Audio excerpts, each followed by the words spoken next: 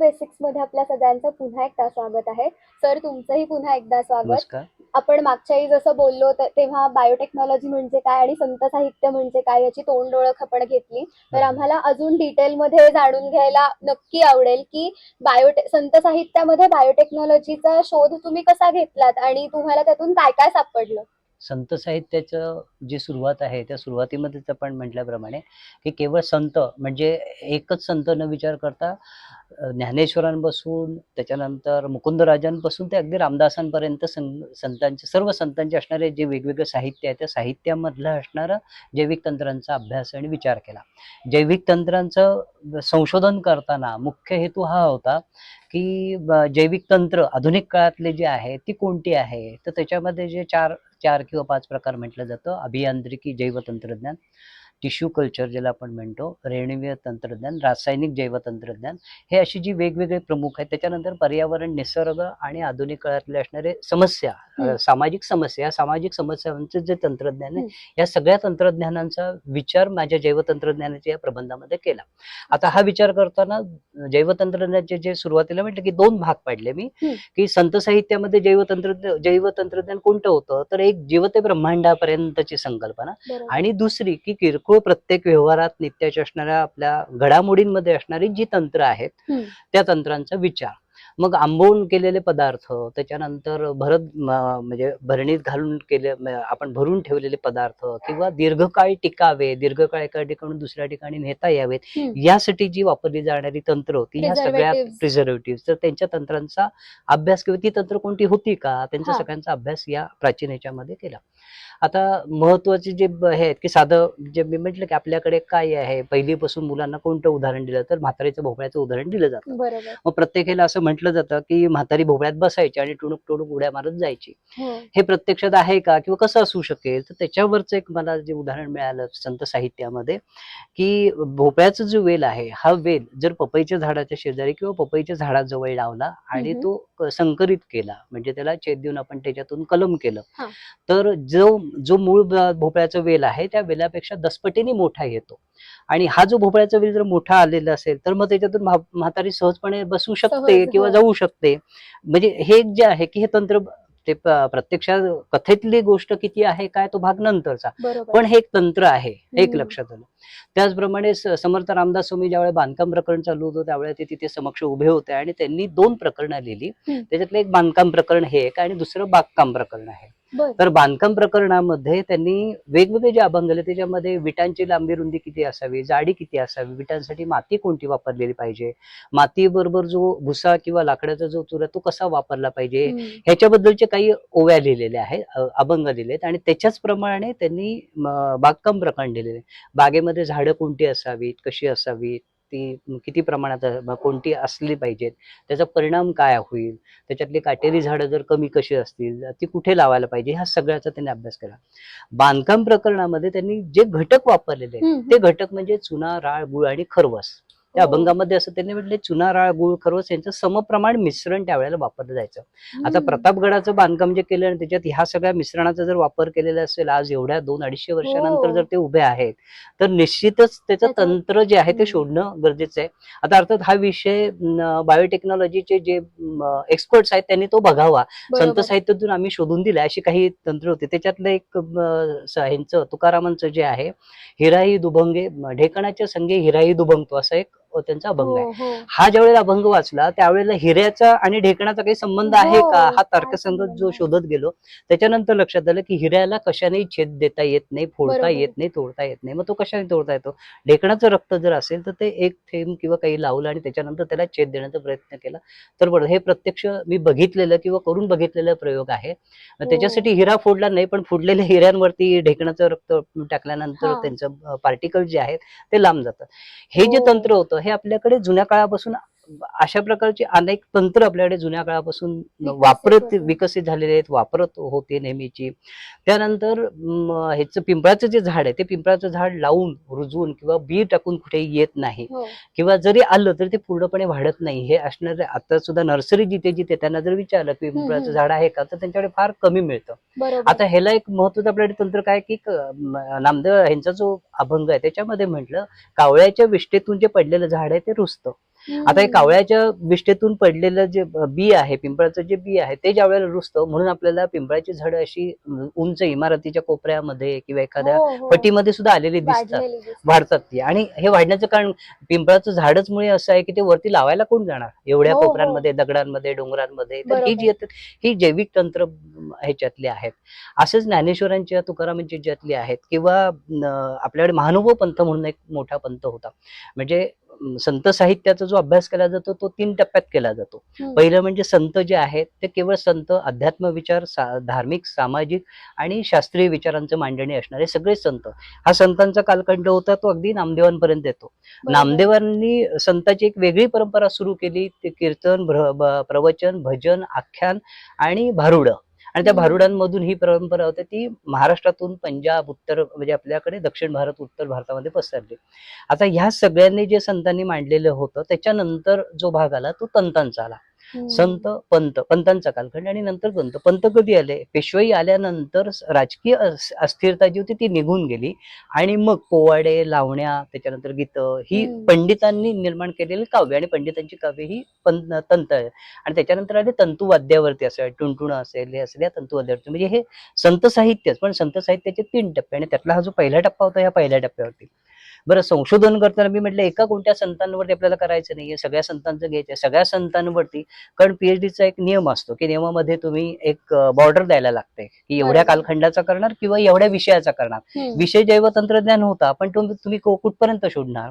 म्हणून ह्याच्यातले साधारण माझ्या ह्याच्याप्रमाणे 300 ते 350 संत त्या कालखंडात होते, आणि त्या 300 कालखंडातल्या त्या सगळ्या संतांमध्ये कुठे ना कुठेतरी ही तंत्र आपल्याला वेगवेगळ्या पद्धतीने मिळतात. ज्ञानेश्वरीमध्ये तर अनेक तंत्र बघायला मिळेल, तुकाराम गाथेमध्ये, नामदेवांच्या असणाऱ्या अभंगांमध्ये, ओव्यांमध्ये आपल्याला बघायला मिळते, आणि ही अशीच प्रत्येक वेळेला आपल्याला बघायला मिळतात चांगली. त्याच ज्ञानेश्वरांची एक ओवी इथे वाचावीशी वाटते, तुमच्या थिसिस मधनं घेतलेली एक ओवी आहे. बीज मोडे झाड होय, झाड सुकले बीजी समाचे, ऐसेनी कल्पकोडी जाय परी जाती न नशे. म्हणजे काय याचा अर्थ होतो आणि याच्यात काय जैव तंत्रज्ञान?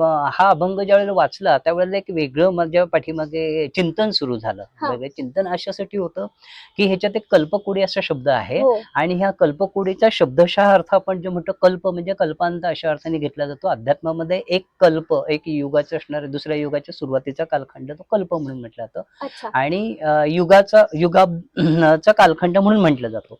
पण इथे केवळ ज्ञानेश्वरांनी कल्पकोडी असे दोन्ही शब्द वापरलेले आहेत, आणि कोडी ही जी संख्यात्मक त्यावेळेला गणना जी आपण म्हणतो ती पटीनी करण्यासाठी. मग ती किती पटीनी करतात, तर ती 20 पट जे आपण म्हटलेलं आहे त्याला 20 म्हणजे कोडीला दुसरा पर्याय शब्द 20 असा म्हटलं जातो. म्हणून मग कल्प जे आहे ते 20 पटीमध्ये. आता हे 20 पटीमध्ये असणार तो अभंग जो, त्या अभंगामध्ये असं त्यांनी म्हटलेलं आहे की एका बीजाचं रूपांतर होत असताना ते बीज पुढल्या एका अवस्थेमध्ये जातो. असं किती अवस्थेमध्ये? मग ह्याच्यामध्ये एक लक्षात आलं, मेंडेलचा जैवतंत्रज्ञानामधला सगळ्यात प्रमुख जो आणि पहिला सिद्धांत तिथूनच सुरू झाला, कारण ते फादर होते, त्याच्यामुळे ते आपल्या चर्च मधून जेव्हा वेळ मिळायचा त्यावेळेला ते बागकाम वगैरे करायचे, आणि त्या बागकामात त्यांनी वटाणे लावले. वटाण्याच्या जे हे आहे ते गुणधर्म जे आहेत ते कुठपर्यंत येतात, पहिल्या पिढीकडून दुसऱ्या, दुसऱ्या पिढीकडून तिसऱ्या, तिसऱ्याकडून चौथ्या, असं त्यांनी सोडलं, आणि ते जगातलं असणारं एक प्रमुख संशोधन म्हणून मानलं जातं. मग ते संशोधन माझ्या डोळ्यासमोर आलं. इथे तर त्यांनी काय म्हटलेलं आहे, कल्पकोडी या 20 जातींपर्यंत, म्हणजे एक वंश जो आहे तो कुठल्या 20 पिढ्यांपर्यंत संकरित होत राहतो, पण त्याच्या पुढे सुद्धा त्याची जात नष्ट होत नाही, प्रजाती नष्ट होत नाही. म्हणजे आंबा हा जर आहे तर आंब्याची कितीपर्यंत येणार आहेत जन्म, किंवा त्यांच्या हे कुठपर्यंत पिढ्या कितपर्यंत येणार आहेत, म्हणजे एका आंब्याच्या पुढल्या पिढ्या ते 20 पिढ्यांपर्यंत. जे मेंडेलने 4 पिढ्यांपर्यंत म्हटलं ते आपल्याकडे 20 पिढ्यांपर्यंत. म्हणजे संत साहित्यात हे आपल्याला तपासायला पाहिजे की 20 पिढ्यांपर्यंत कोणते गुणधर्म जात आहेत, ज्या अर्थी ज्ञानेश्वर महाराज म्हणतात की 20 पिढ्यांपर्यंत जात आहेत, तर ते कोणते जात आहेत. आणि त्याच्या पुढे असं त्यांनी म्हटले की त्याच्या पुढे जे आहेत त्या जाती, प्रजाती हे नष्ट होत नाहीत, प्रजाती तयार होतात. म्हणजे आंबा की जी वनस्पती आहे त्या वनस्पती शतकानुशतक आपल्याकडे चालत आलेल्या आहेत, त्याच्यात काही बदल झालेले आहेत, तो रसाळपणा कमी झाला असेल किंवा रंग बदलला असेल, पण त्या प्रजाती नष्ट नाही झाल्या. हा एक महत्वाचा सिद्धांत आपल्याला त्या दृष्टीने ज्ञानेश्वरीच्या ह्याच्यातून बघायला मिळतं. असं ज्ञानेश्वरीमध्ये बऱ्याचशा ठिकाणी आहेत की समुद्राची भरती ओटीवरचा, हम्म. चंद्राच्या असणाऱ्या कलांवरचा, त्यानंतर आकाशामध्ये ढग आल्यानंतर त्या ढगातून पाणी किती पडणार आहे, ते बरोबर. झाडाला किती प्रमाणात येणार आहे, त्या प्रमाणात झाडाची सालं कशी होतात आणि त्याच्यावरतून त्यांची फळं कशी असतील, पातळ सालीच्या फळांना त्यांची गोडी किती असेल, ही जी सगळी जैविक तंत्र आहेत, ती जैविक तंत्र त्याच्यामध्ये मांडलेले आहेत. तसं चक्रधर स्वामी जे आहेत, महानुभावपंथीय चक्रधर स्वामींचं जे होतं ते प्रत्येक ठिकाणी एका स्थानावरून दुसऱ्या स्थानी जात असत, त्यावेळेला ते गुहांमध्ये मेठां ह्याच्यामध्ये राहायचे.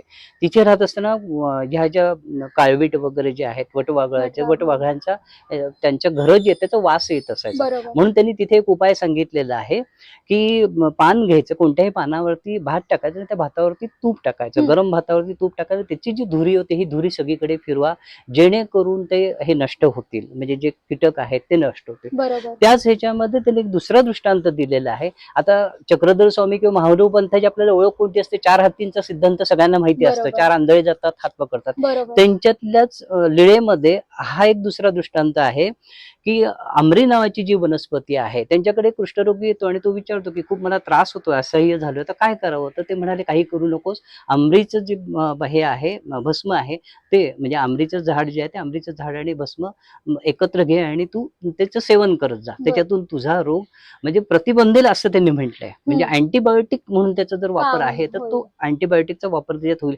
त्यांनी अशी गॅरंटी दिली नाही की पूर्णपणे तुम्ही याच्यातून निघून जाल, बरे व्हाल. म्हणजे केवढी जाणीव होती. ते म्हणू शकत होते जा तू बिंदास बरा होशील, पण तसं म्हटलेलं नाही. अँटीबायोटिक म्हणून प्रतिबंधेल असा शब्द त्यांनी वापरलेला आहे. तो खूप मला भावला की नाही हे एक आहे.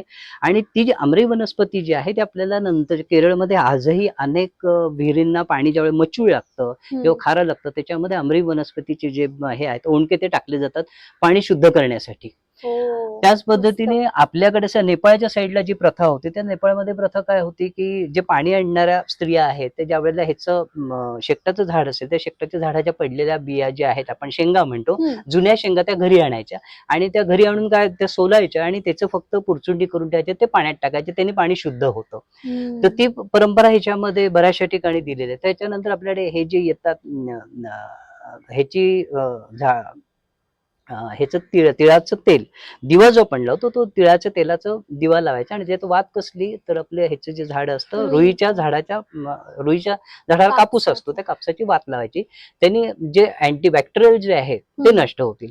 आता ते बॅक्टेरियलवरून हे लक्षात आलं की समर्थ रामदास स्वामींनी दासबोधामध्ये जे वर्णन केले 84 लक्ष जीवयोनी, त्याच्यामध्ये सूक्ष्माती सूक्ष्म हे कोण आहे किटाणू किती आहेत, तर त्याच्यामध्ये त्यांनी म्हटलं की इतके सूक्ष्म किटाणू आहेत की जे डोळ्यांना कधी दिसू शकणार नाहीत. जर दिसू शकणार नाहीत तर मग त्यांनी लिहिले कसे? आणि त्यांची पुन्हा यादी म्हणजे त्यांनी दिले की 84 लक्षातले स्थाणू किती आहेत, म्हणजे जे छोट्या आकाराचे किती आहेत, त्याच्यापेक्षा सूक्ष्म किती आहेत आणि सूक्ष्माती सूक्ष्म किती आहेत, या सगळ्यांची यादी आणि संख्या दिलेली आहे. ती संख्या ज्या वेळेला आपण बघितली त्यावेळेला हे जे व्हायरल जे आहे ते व्हायरल ह्याचे वेगवेगळे बायफर्केशन ते आणि त्यांचं बरंच साम्य आहे. मी माझ्या क्लासिफिकेशन सेम येतोय ते 300 वर्षापूर्वी त्यांनी म्हणजे कसं केलेलं असेल, म्हणजे निश्चितच त्यांना ते माहिती होतं. म्हणजे जसं महानुभाव पंथीयांना माहिती होतं अँटीबॅक्टेरियल काय बनवायचं, तसं यांना बॅक्टेरिया आहेत हे सुद्धा माहिती होतं. हे एक ह्याच्यातलं आणि ह्याची जैविक तंत्र जर वापरली गेली तर निश्चितच आपल्याला पुढे भरपूर फायदा होतो. अशी खूप तंत्र प्रत्येक ह्याच्यामध्ये साहित्यामध्ये मला बघायला मिळेल. मग ते नामदेव असो, एकनाथ असो, संत तुकाराम महाराजांनी म्हटलेले जे हे आहे वृक्षवल्ली आम्हास वगैरे, हे आपल्याला सगळ्यांना माहिती आहे. ते वृक्ष म्हणजे कोणती, त्या वृक्षांचे असणारे उपयोग कोणते, त्यांचे गुणधर्म कोणते, त्यांचे रंग गंध कोणते आहेत, त्या गंधांचे काय हे होतात. आपल्याकडे जुन्या काळामध्ये रंग बनवण्यासाठी नॅचरल रंग जे होते ते वृक्षांपासूनच वापरले जायचे. तर ह्याची सुद्धा काही तंत्र वगैरे त्याच्यामध्ये संत साहित्यामध्ये मला बघायला मिळाली. त्यामुळे संत साहित्यामध्ये जैविक तंत्र नाहीत असं म्हणतात, फक्त शोध घेणं गरजेचं आहे. आणि काळानुरूप आपल्याला ती कोणती कोणती ती मिळत असतील असंही मी विचार केला. माझ्या अगोदर कोणी शोधलं असतं तर, पण कदाचित तेव्हा बायोटेक्नॉलॉजी हे तंत्रच देशात आलेलं नव्हतं, त्यामुळे कदाचित त्या दृष्टीने शोध घेतला गेला नसेल. पण आता शोधाची गरज आहे आणि त्या बहिणी जर शोधलं तर आपल्याला भरपूर मिळू शकतं. मस्त. आज बोलून खूप छान वाटलं तुमच्याशी. खूप नवीन माहिती धन्यवाद. कळली की संत साहित्यात देखील काय काय उल्लेख आहे की जो आज विज्ञानाने पुन्हा आपण शोधू पाहतो आहे आणि त्याचे साधर्म्य आपल्याला चालेल. सापडतंय. तर आज खूप छान वाटलं तुमच्याशी बोलून आणि आपण पुन्हा असेच काही प्रश्न सरांना विचारूयात आणि आजच्या भागात आपण इथेच थांबूयात. धन्यवाद. धन्यवाद.